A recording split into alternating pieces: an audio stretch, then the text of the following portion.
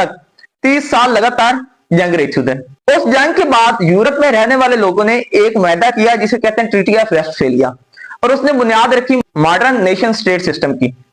अब ये है क्या, उसके जो चंद बुनियादी नुकात हैं जो हमारे समझने के हैं, उसमें सबसे पहले तो ये बात की गई थी कि जो मजहब है वो लोगों का जाती मामला है, रियासत को उससे कोई लेना देना नहीं है।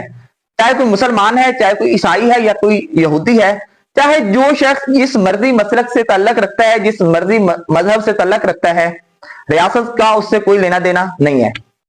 उससे अगली बात चल गई थी सॉवरेनिटी ऑफ स्टेट, कि रियासत की खुद मुख्तारी, हर रियासत अपने मामला चलाने में खुद मुख्तार है।